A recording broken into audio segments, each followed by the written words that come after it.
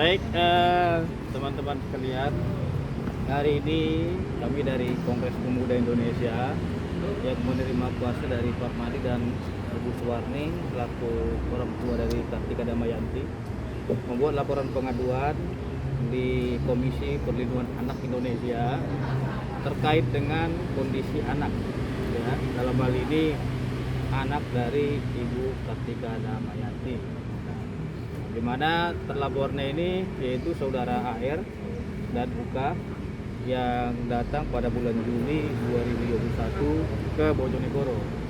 Nah, kita memproses ini karena si adik ini, si Randy, ya, mengalami sakit dan dia memang mengalami trauma terhadap permasalahan yang kemarin di Bojonegoro. Maka dari itu hari ini telah resmi kita melaporkan yang bersangkutan ke Komisi Perlindungan Anak Indonesia, dan saya tadi sudah dimintai keterangan, ya, di KPAI. Kita berharap agar tidak terulang lagi permasalahan ini dan diberikan pelajaran kepada yang bersangkutan ini, karena antara anak dengan permasalahan yang dialami oleh ATT ini tidak ada kaitannya dengan anak, gitu. Dimana si Randy, adik Randy ini tidak mengetahui apa yang terjadi antara ibunya dengan ATT. Jadi orang yang tidak ada kaitannya dilabrak seperti itu membuat suatu hal yang sangat merusak psikis daripada anak ini. Bentuk traumanya mungkin Bang seperti apa? Yang pertama, si adik Randy, ya, anak daripada Ibu KD, mengalami sakit selama 4 hari berturut-turut dan itu sudah dibawa ke dokter. Terus yang kedua, selama 2 minggu dia takut keluar rumah, anak ini, dan dia mengurung diri. Karena apa? Karena yang bersangkutan malu, apalagi kepada teman-temannya, gitu. Dia malu untuk keluar rumah, sehingga selama 2 minggu dia mengurung diri di rumahnya dan dia tidak mau untuk keluar karena menjaga rasa malunya tadi. Nah, karena memang untuk menjaga psikis anak ini, kita membuat laporan pengaduan resmi. Ada hal-hal yang sangat negatif sekali yang tidak perlu saya sampaikan di sini, yang kita rahasiakan, tidak pantas untuk didengarkan anak ini dengan kata-kata yang memang tidak layak, gitu. Jadi jangan Anda kira Anda ini paling benar, gitu. Ketika seseorang itu bersalah, silahkan proses secara hukum. Jangan Anda membalikkan kesalahan yang dibuat orang kepada Anda itu, Anda lakukan lagi kesalahan yang sama kepada orang tersebut. Maka dari itu mereka berdua ini sama-sama salah. Maka kita minta, kalau memang yang bersangkutan memproses, ini juga harus diproses secara hukum, agar yang bersangkutan juga merasakan bagaimana rasanya diproses, ya.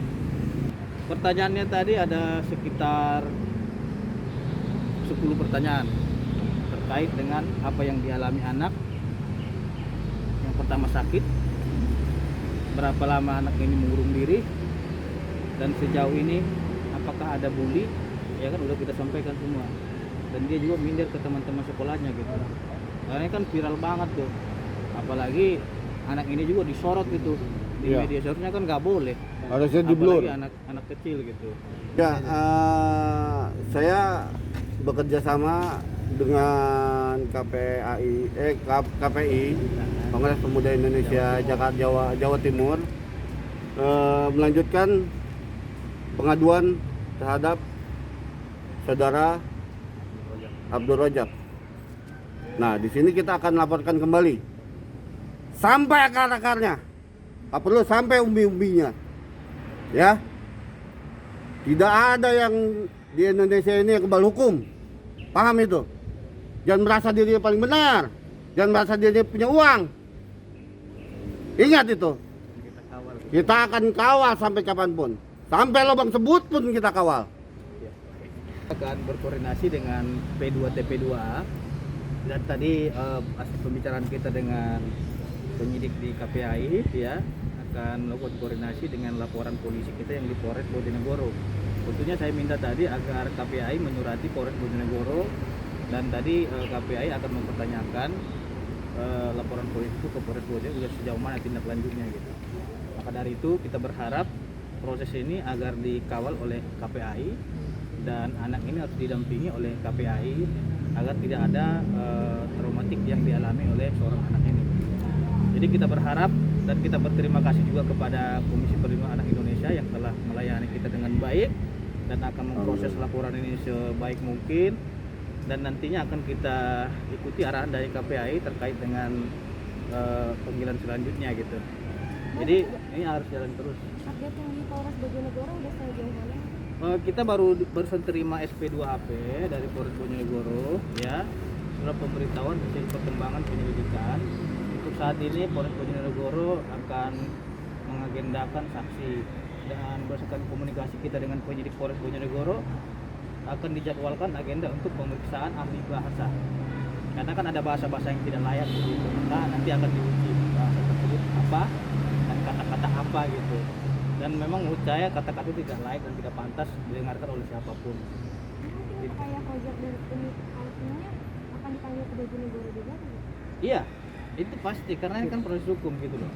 Maka dari itu kita tidak ada membuat laporan polisi lagi karena kita sudah serahkan kepada pihak kepolisian. Tentunya kita nggak boleh membuat laporan polisi dua gitu. Kalau mana mungkin orang yang sudah diproses secara hukum Kita laporkan diproses lagi. lagi gitu secara diproses lagi, itu namanya nebis in idem dalam kasus hukum. Nggak boleh. Nggak bisa. Bang, ini kan kejadiannya bulan Juli, kenapa baru melaporkan sekarang ke KPAI? Kenapa melaporkan kita? Melihat reaksi yang bersangkutan gitu. Yang bersangkutan kan melaporkan lagi ke Polda Metro Jaya. Katanya ITE-nya lagi kan gitu. Satu aja belum beres dia melaporkan lagi untuk yang kedua kalinya. Mas, saran saya selesaikan aja dulu yang satu. Yang bersangkutan kan tahu, yang bersangkutan ini di luar negeri katanya kan gitu. Kalau memang di luar negeri, ini harus sesuai dengan SOP yang berlaku. Ya, dalam hal ini yang bersangkutan harus melalui dengan perjanjian ekstradisi antar negara. Nah, pertanyaan saya, apakah di negara yang bersangkutan ini ada perjanjian ekstradisi dengan Indonesia? Ini harus dipahami. Kalau nggak ada perjanjian ekstradisi antara Indonesia dengan Singapura, ini nggak bisa dilakukan. Kalaupun bisa dilakukan harus melalui hubungan Diplomatik. Gitu aja. Sangat rumit. Jadi bukan sangat rumit. Iya, Kita serahkan makanya sepenuhnya rumit. kepada Jadi, kita serahkan sepenuhnya kepada pihak kepolisian, karena memang ini sudah diserahkan kepada pihak kepolisian. Tentunya pihak kepolisian bekerja secara profesional dan sesuai dengan SOP. Tentunya kita sangat mengecam hal-hal di luar proses penyelidikan yang berlangsung, karena ada aturan-aturan hukum dan mindset yang harus kita tinggi sesuai dengan prosedur. Oke. Anaknya sendiri umur 12 tahun. 12 tahun ya. Iya. Mungkin kata-kata atau apa yang bikin dia malu kan sama teman-teman. Ada kata-kata tentang hal-hal yang berbau vulgar, tentang apalah istilahnya sensitif Itu kepribadian. diomongkan ke anaknya gitu. Langsung di depannya itu. Di depannya dia. Nah itu. Tadi itu responnya gimana Hah? saat dikatain kayak gitu? Yang mana? Respon dari si anak tersebut? Respon saya tuh langsung sakit dia, nangis dia situ. Ya kan? Nangis. Habis itu besoknya demam dia. Selama 4 hari berturut-turut. Bayangin loh, kita aja demam paling lama itu 2 hari gitu. Ini 4 hari. Turun-turun panasnya. Maka dari itu, untuk mencegah ini terjadinya dia berkepanjangan, pengalaman pahit ini harus kita minta pendampingan dari KPAI. Oh, itu kata-kata itu keluar dari mulut ayah atau Iya. Keluar dari mereka lah. Jadi ini videonya kita simpan karena udah kita serahkan ke penyidik gitu.